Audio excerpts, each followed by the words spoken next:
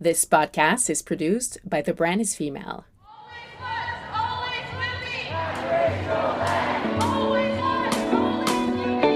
Tansei, hello, and welcome back to the Matriarch Movement podcast. I'm your host, Shayla Olette Stonechild, and I've been waiting very patiently to release today's episode with Christi Belcourt. I don't know about you, but I've been a fan of Christi's ever since I was a young girl. She is a Métis visual artist, author, and activist from Scarborough, Ontario, and she's the daughter of national Métis rights activist Tony Belcourt, and she's best known for her acrylic paintings which depict floral patterns inspired by Métis and First Nations historical beadwork art. Belcourt's work often focuses on questions around identity, culture, place, and divisions within communities. You can see her work across Canada, and you can also see it in permanent collections of the National Gallery of Canada, the Thunder Bay Art Gallery, the Canadian Museum of Civilization, First Peoples Hall, and not to mention that she's won awards from the Canada Council for the Arts, the Ontario Arts Council, and the Métis Nation of Ontario. So we talk about her Métis identity, what it means to reclaim traditional art in a modern day sense, what it means to have relations to the world around you, and also to the language. So I hope you feel inspired after today's conversation. Hi, have a blessed day, y'all. I'm very excited to have Christi Belcourt here with me today. Christi, hi, thank you so much for being here. If you just want to introduce yourself, maybe where you're from, thank you. Hi.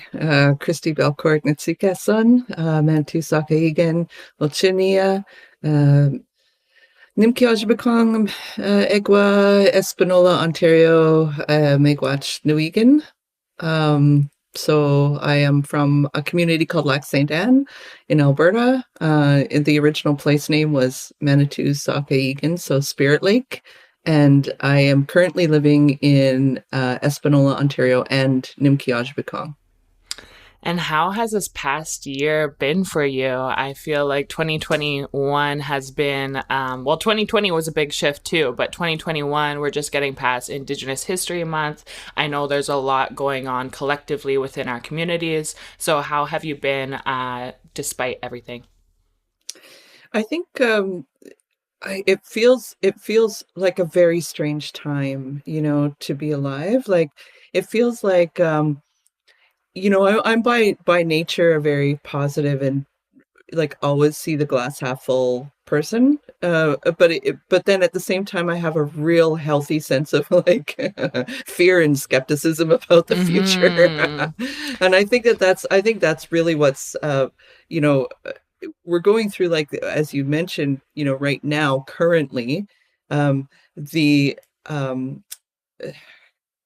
guess finding the remains of thousands upon thousands of children. We've only, at this point, there's only been 6, I think, residential schools that have done the ground searches, many more to come. There was over 1,300 residential and day schools in Canada. So this is a lot that we're going to have to bear witness to and bear the grief of. So there's that, and then there's like the ocean on fire. Right? Like, which looks like the worst kind of like hell on earth we could possibly imagine. And then they're cutting down old growth forests and not seeing the connection between the two. So there's there's so much like grief for our relatives, of all kinds. And then at the same time, young people are kicking ass. They're taking actions. The artwork that people are creating is out of this world. The storytelling, the technology that we have at our advantage to be able to share our works with. Even just the earrings are getting over the top on like completely like amazing. Hey, that reminds me of this one time, this story that Sherry Farrell-Rosette told me, that she said that when Métis people at the point of 1885, right? We fought in Batoche. We fought against the Canadian government. We took up arms against the Canadian government, and there was a lot of grief and loss at that time. And what happened was the beadwork, though, was, even though the churches were getting super heavy with their like oppression and control. And at the same time, we're like losing the battle over our lands and losing lives over our lands.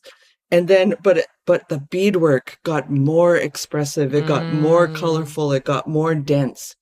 And I sort of see like the way that we are celebrating our life, celebrating the joy that we have. All of our ribbon skirts are getting like, I don't think there'll be any fabric left anymore. Everybody, it'll just be pure ribbons pretty soon from head to toe.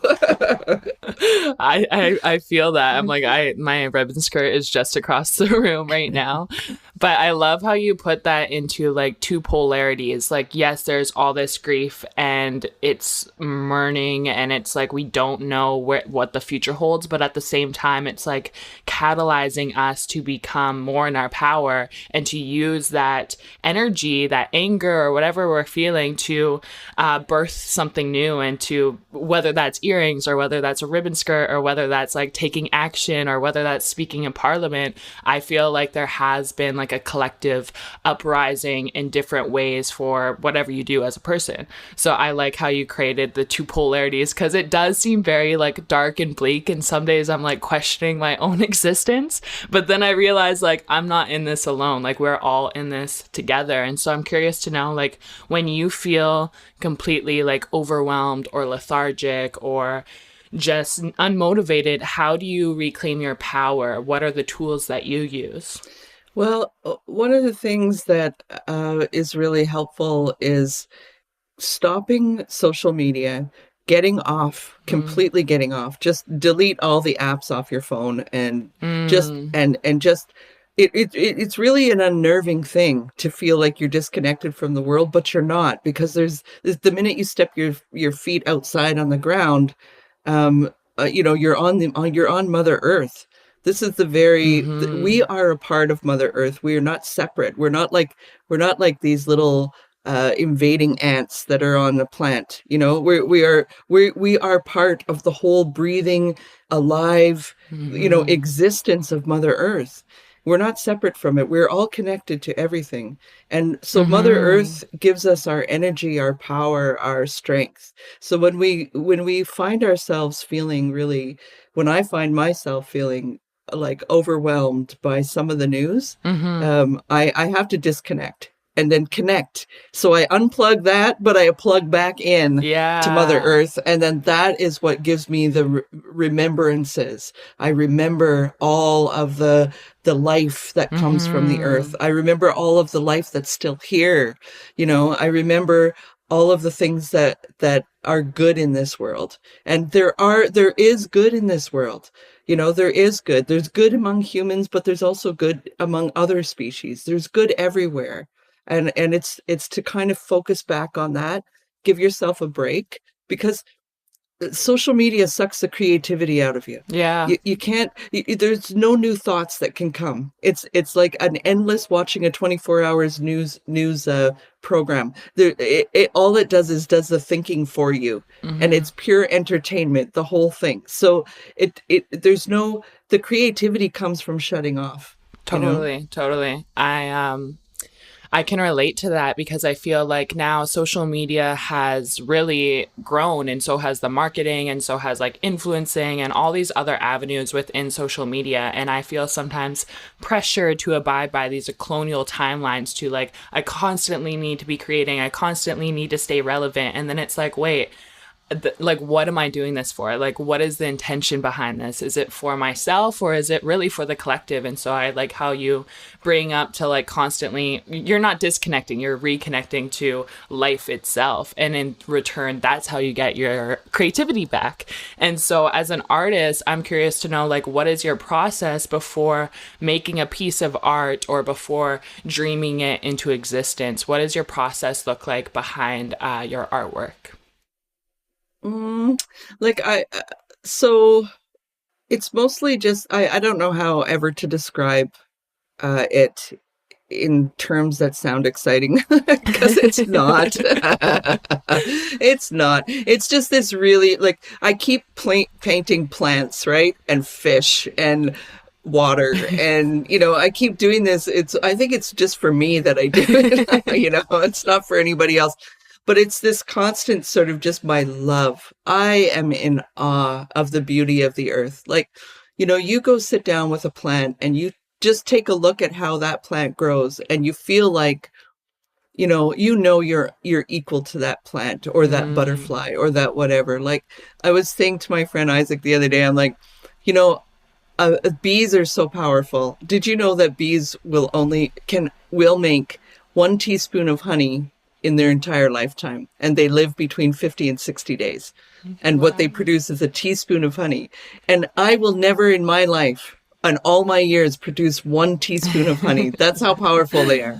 So it's like to look at everything as being our equals. And when we do that, it rejuvenates us in a way. And that's where the inspiration comes from. It's just from this pure love. And I paint, and I want people just to feel love for this earth, and to feel love for every species on this earth, and to see that the waters have a right to exist on their own, that the bears have a right to exist in their territories, that the trees have a right to stand, and if we see Mother Earth as that, then we're not going to harm it. And then we will not continue along these destructive practices. What we need is a revolt, a global revolt against corporate interests, because governments are too weak-ass right now. They're not doing anything.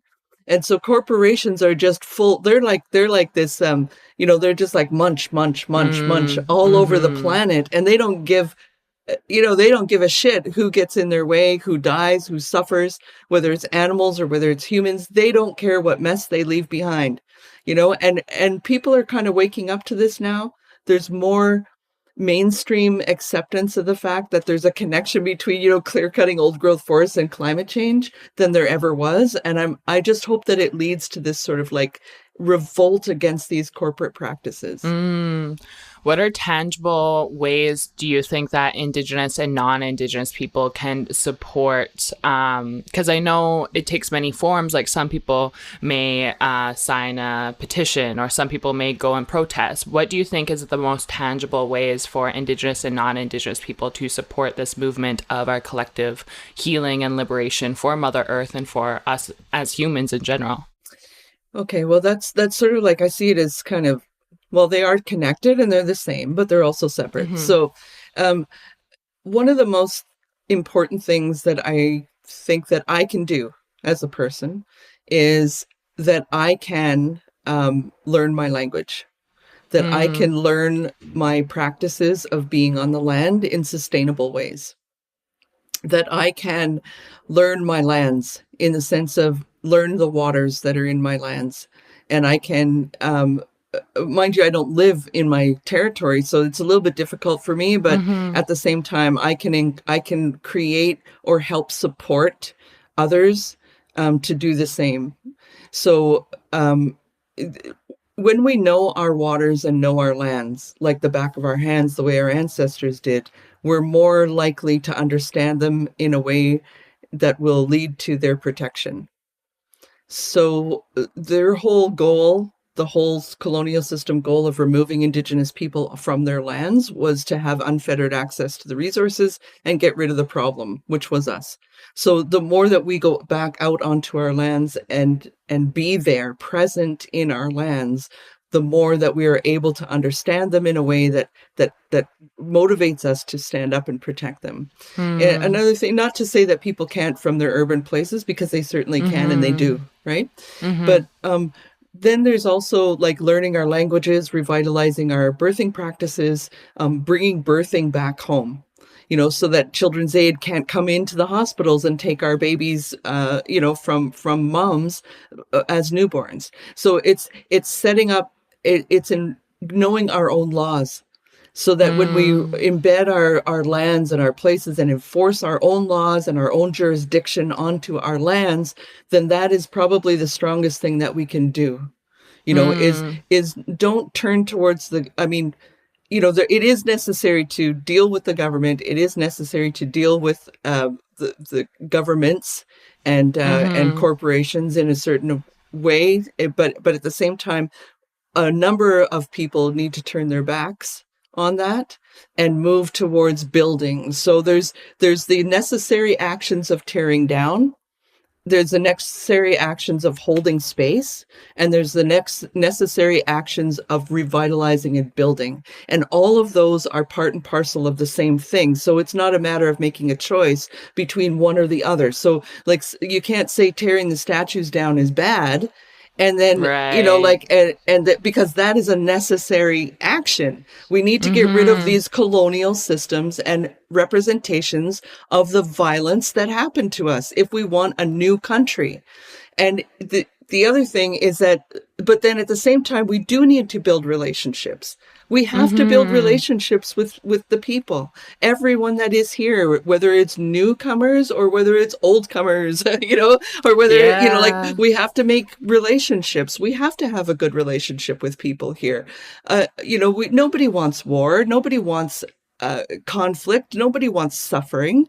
But at the same time, we have to assert. And the best way for us to assert is to be strong. And the best way for us to be strong is to make sure our babies are safe, to make sure our children are being raised within the culture and the lands, and to know their waters, to know their languages, and to be protected from all sorts of abuse, protected from violence. So, like, once we do that, then I think we'll see a difference, Yeah, I love how you put it all together, like it's interconnected. Because I think even when I look at certain things, my own biases or my judgments is like, I don't think you should be doing that because that's dismantling or destruction, or, all those negative taglines. But what you're saying is like, in order to birth a new way of being, we do have to dismantle these things. And why do we have colonial statues and representation existing on our lands to this day when they've done so much harm? And it's just like, what are we upholding individually, but also as a country? Like, why are we still upholding these statues and these things that have caused Indigenous communities so much trauma and harm, but also for ourselves? So I love how you bring the interconnectedness even to what's happening on right now. Because like when I look at interconnectedness, I usually think of like plants and the world around me and like animals, but it's everything. And it brings me to this idea of like decolonization. And so in your mind's eye, how would you define decolonization? And is it even possible to decolonize a society that is so embedded with colonialism? So one of the biggest failures of the Canadian state is that they have failed to educate their own people on Indigenous people in a way that is the way that we see ourselves. So they have really failed Canadians. And so each generation, so now I'm 54 and I'm starting to watch the same things be said. Now it's like I feel like I'm in some kind of Groundhog Day movie where it's like I wake up and it's the same day, like every day. And it feels like we're watching, every generation meets the new generation of Canadians, and like we have Indigenous generation meets the Canadian generation, and it's the same thing over and over again. And it just feels like Canadians are not being taught the truth. So I appreciate the work that's being done with with trying to do the recommendations of the Truth and Reconciliation Commission. I appreciate the work that's being done where people are going into schools. I appreciate all those bridges being built, and they're necessary. But I always feel like we have to like, come on, Canadians, catch on. Yeah. We are like 30 years ahead of you in the sense that we have lived this experience. And so we always have to go back to like Indigenous Studies 101 with them, like the base level, like Indigenous people are Métis, First Nations, and Inuit people. Indigenous communities are, and we're like at base one all the time. And I want to get past that base one and then get into like, how do we return Crown lands into Indigenous jurisdiction? How do we get Indigenous languages to be official languages? How do we, because we can do whatever we want. So meaning that human beings are incredible. We are incredible as a species. We can be kind and compassionate. We can change things. We can create a future that we want. So to say that we can't, is just saying is like it makes me go crazy, because it's like we absolutely can. The same way Mumalak said that the Department of Justice head can call an independent prosecutor, can create an independent prosecutor to investigate the crimes of the perpetrators and pedophiles who are still alive and walking free. We can do things, and so I want to see a Canada that has Indigenous jurisdiction over Indigenous lands, that has our languages thriving and has our babies protected, and where there's a society where there's no longer the violence and racism directed towards Indigenous people that is within every single aspect of Canada. Is it possible to do it? It is possible. Is it going to be near impossible? Yeah, it's going to be near impossible. So back to your question about decolonization, is it possible? As long as we don't try and mix up the words between decolonization and modernization, because I think sometimes people mix those up and they say, well, if you want decolonization, you have to go back to living in blah, blah, blah. You know, that's just bullshit racism. Yeah. So like we can have modernization and decolonization. I do believe it's possible. Yeah, I love that you bring that up. You hit so many points that I have even been thinking, because when I go into these interviews, I was just saying to my friend, I was like, I cannot wait to the day till I do not have to speak about history over and over and over again. Like, history is important. It's the foundation. But at what point are we gonna move on to the next conversation of how we're gonna fix and heal these things?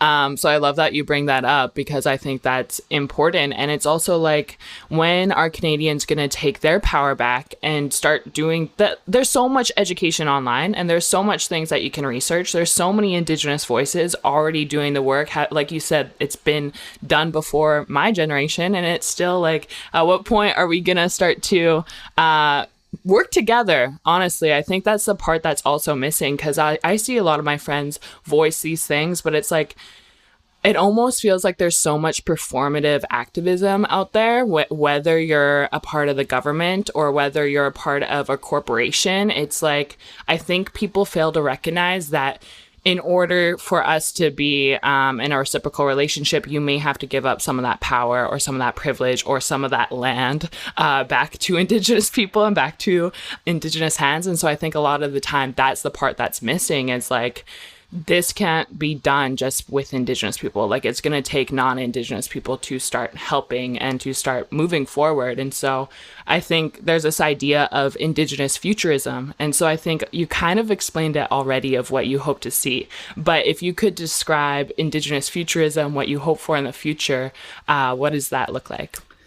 It looks like everything restored that they tried to kill. You know?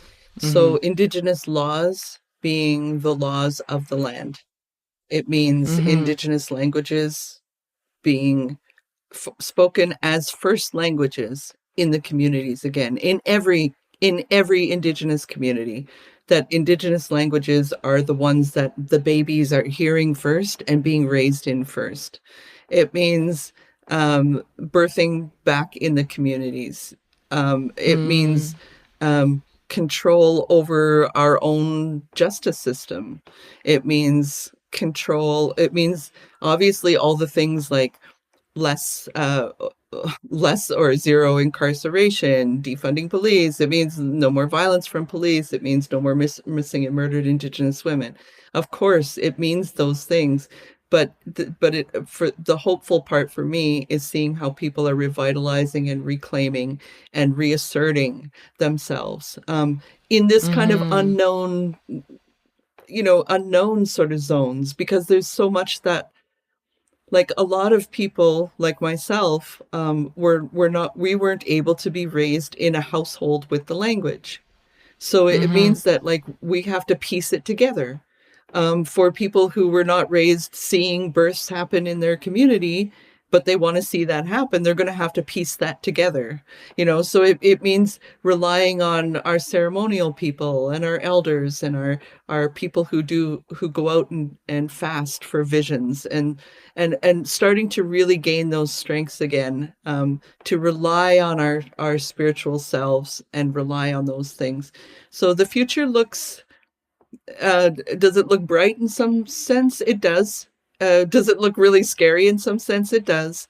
But I think that we will prevail. I think that we will do the best that we can, and we'll do it with love in our hearts. And I don't have to agree with you, and you don't have to agree with me. But as long as we stand side by side, united, respect each other for our differences of maybe our positions, and just say, I respect your choices. I respect your decisions to do it the way that you see best for you. And I would want the same respect for me. And Mm-hmm. and we can be united in that sense. And then together we all have to like stop corporations from destroying the earth. So that's the big one. Yeah, yeah, So yeah. like we can, as Indigenous nations and communities, reclaim and do these things, but then we also have to join forces with globally Mm-hmm. to ensure that we all have a future, right?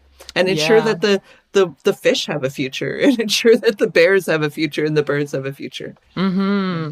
Yeah, I love that you bring up respect, because I know even within our own communities, as an Indigenous woman, sometimes I have felt like not like we're so different in our opinions that we can't see eye to eye. But what you're saying is like we can be different in our opinions as long as we respect one another. And that's coming back to like community and coming back to kinship and reclaiming like traditional values in a modern day sense.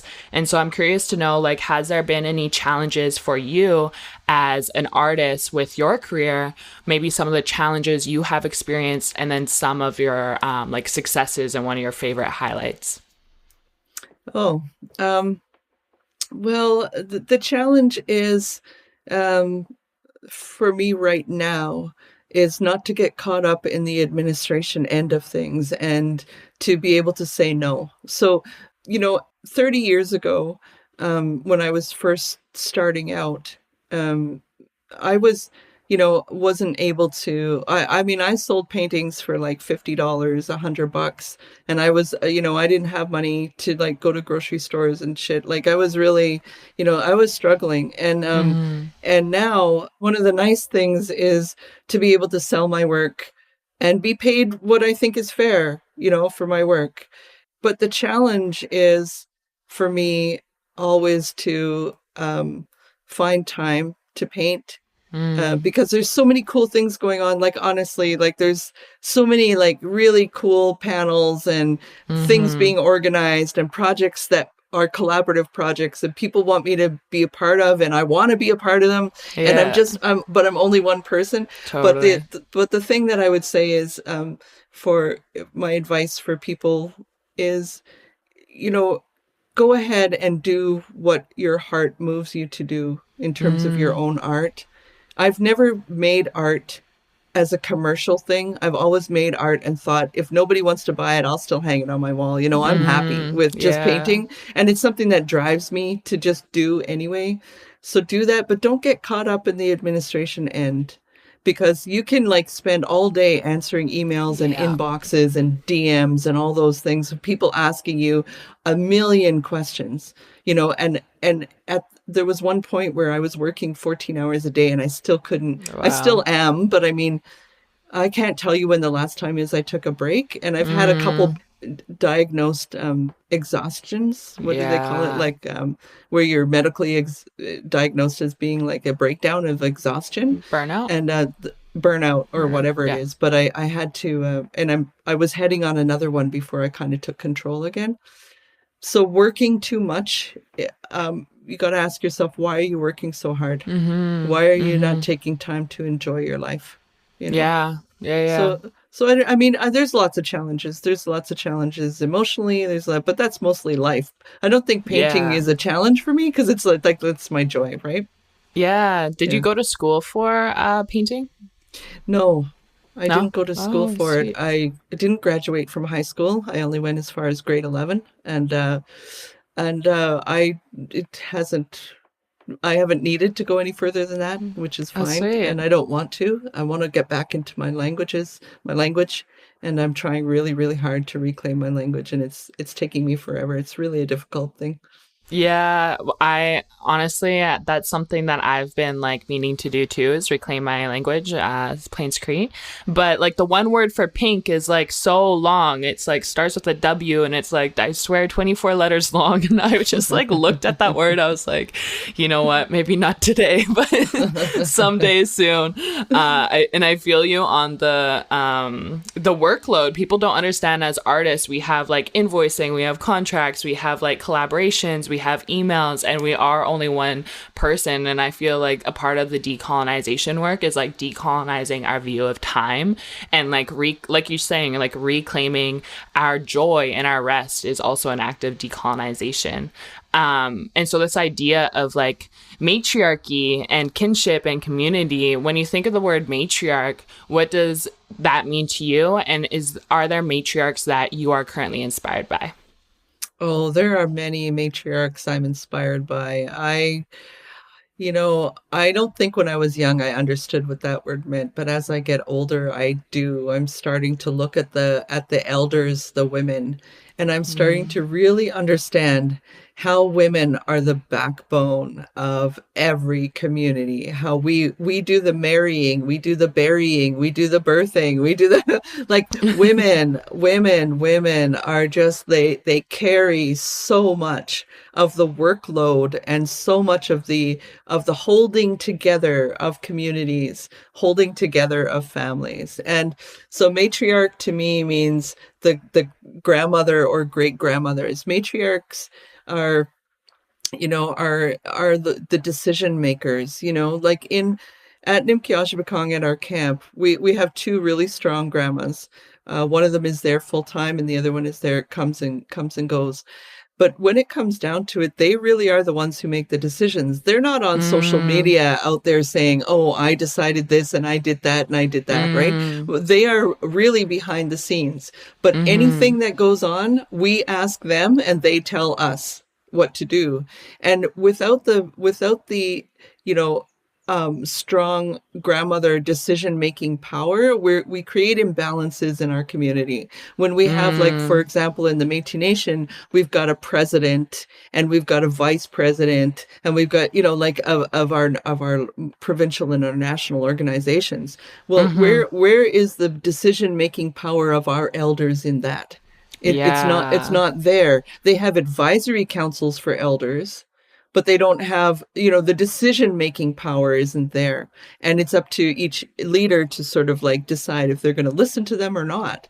This really creates a division in our communities, and it sets us up for failure, because we're always going to be fighting between what the matriarchs are saying and what the elected leader is saying.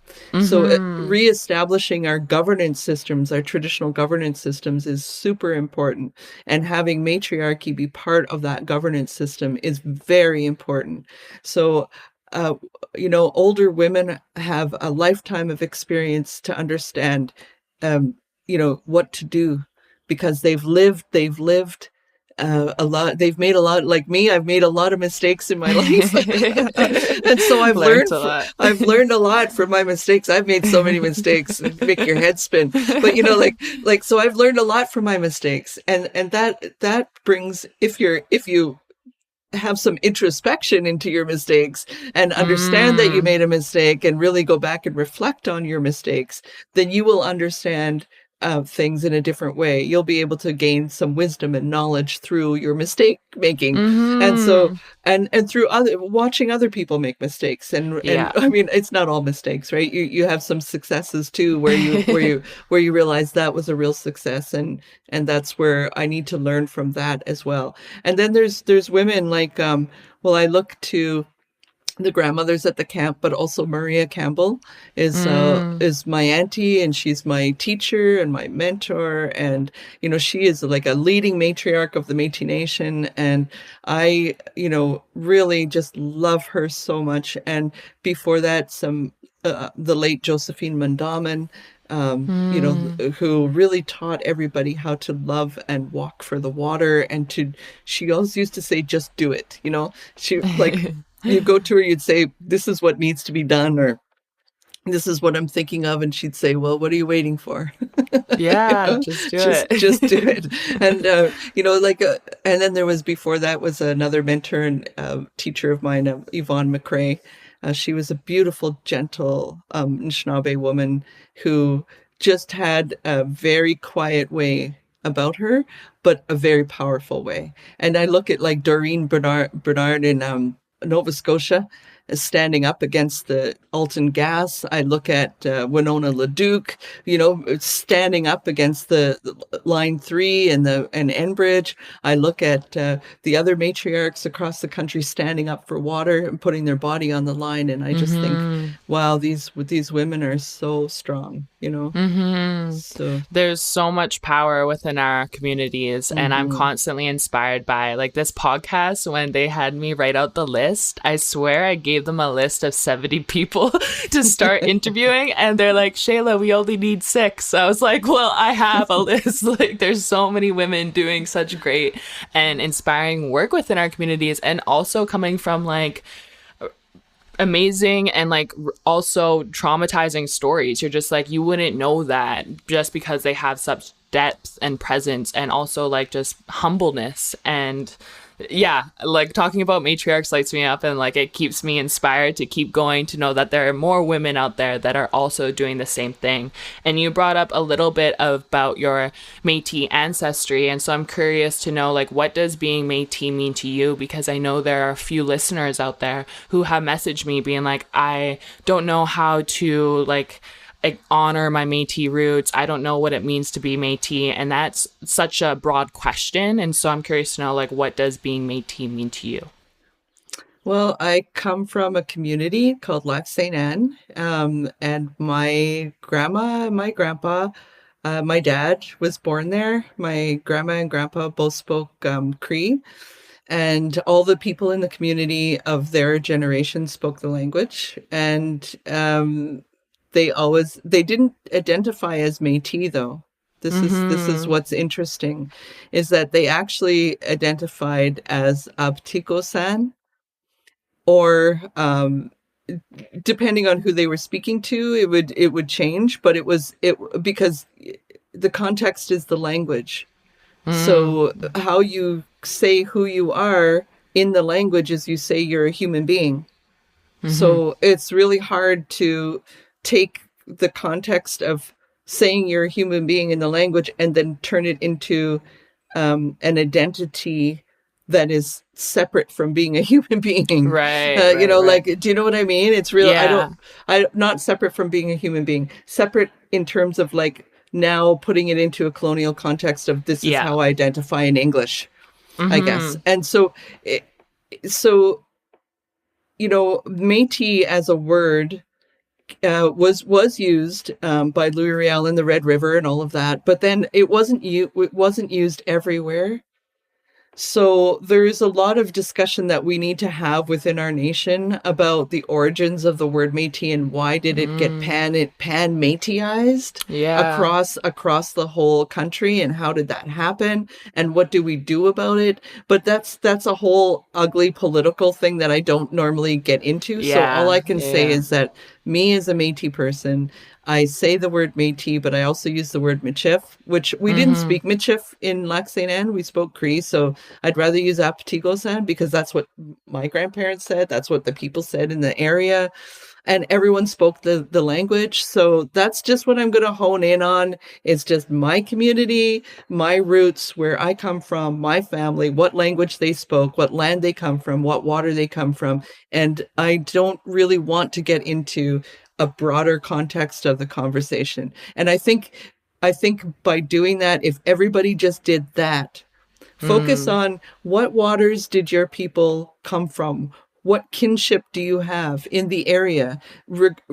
Disregard whether it's a colonial registration of First Nations or non-status Indian or Métis, and find out who your kin are. Who are you related to?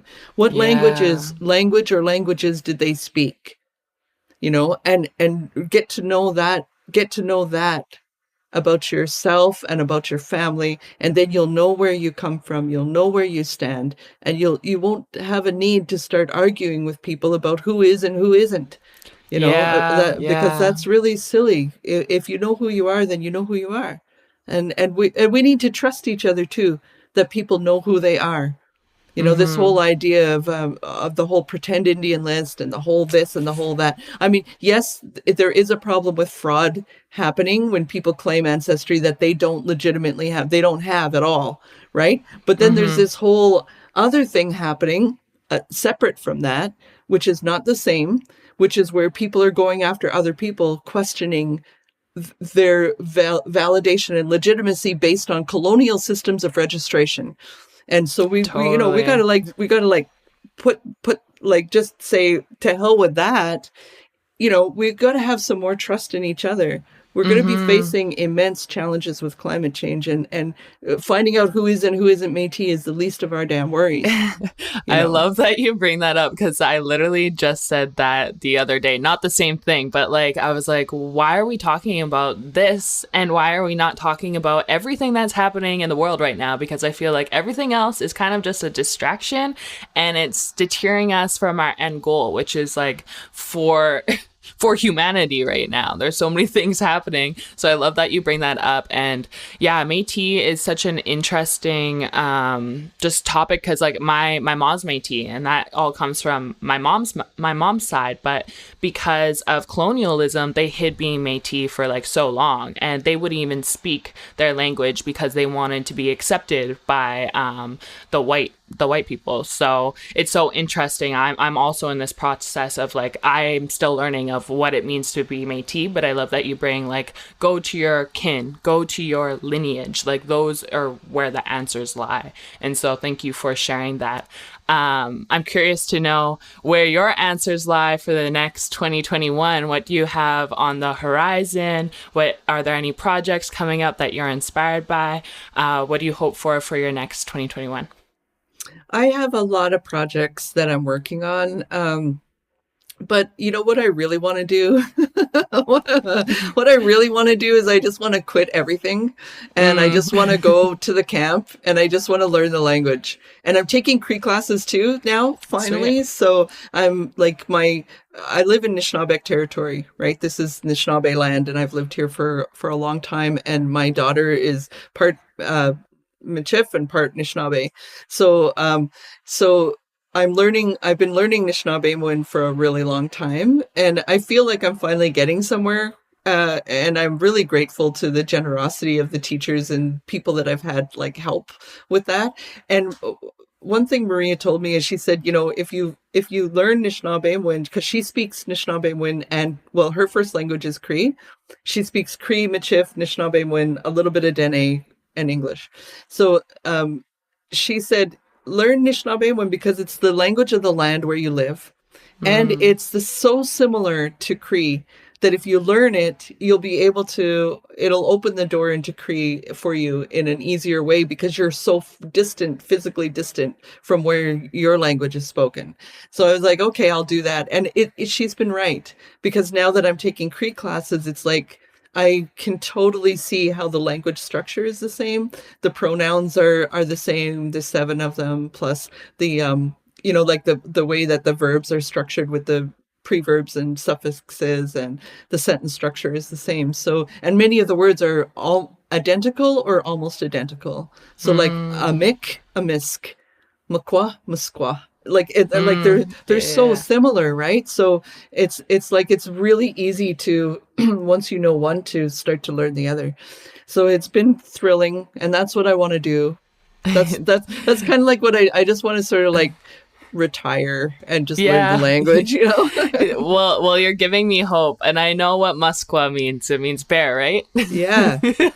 I know like 5 words, and that's one. But hopefully next time we chat, I'll have more under my belt. And I think it's the dialect too that I need to get. Like, the dialect with the like different dialects is kind of what confuses me as well. But I mean, it's just a matter of time and commitment, being committed. Yeah. It's easier than you think in terms of the dialects. I was confused by like, okay, there's 5 Cree dialects, and I'm like, okay, well, mine is Plains Cree. So what if I get like somebody teaching, you know, the TH dialect or the N dialect? Am I going to be like, confused? But you really aren't. You're able to like, oh yeah, okay, I understand that. Sweet.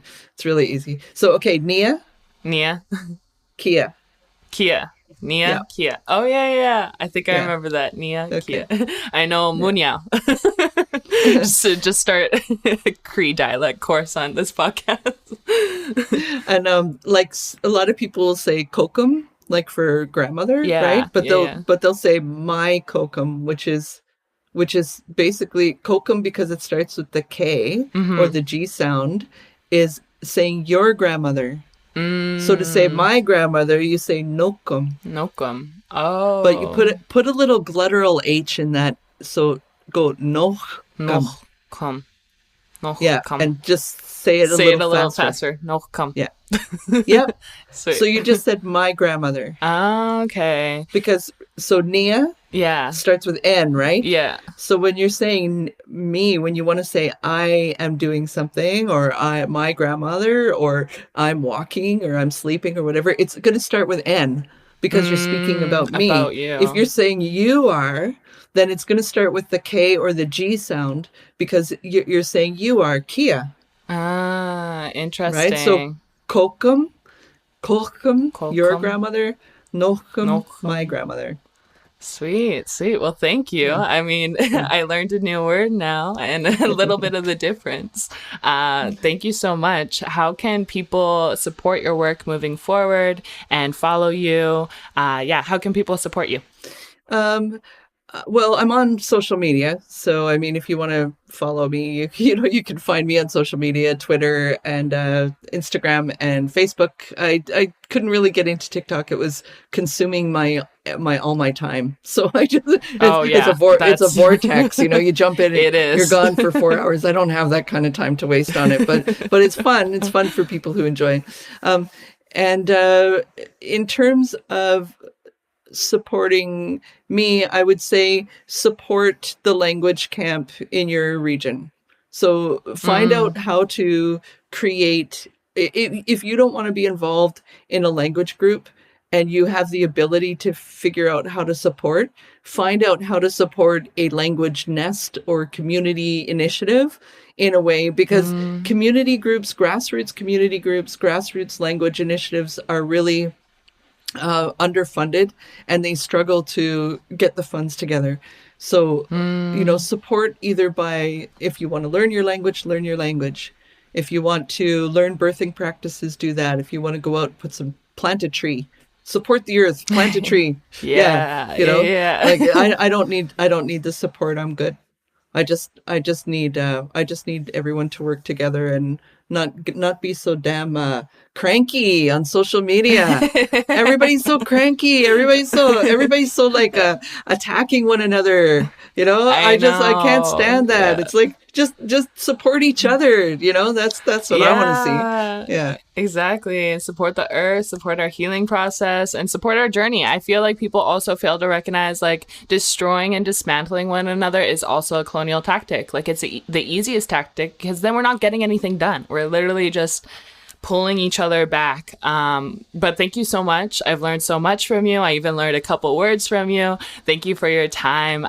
Make sure to follow Christi Belcourt and support her work and support the world around you. Hi. Thank you so much for being here. Hi. Kanaskomatin. I said Dinaskoman. I'm grateful. I hope you enjoyed today's episode, and I would love your feedback. Follow me on Instagram at Shayla0H, at Matriarch.movement. And don't forget to subscribe on the pod platform of your choice and review and rate where possible. I'll be back in a week. Hi. Thank you so much for tuning in.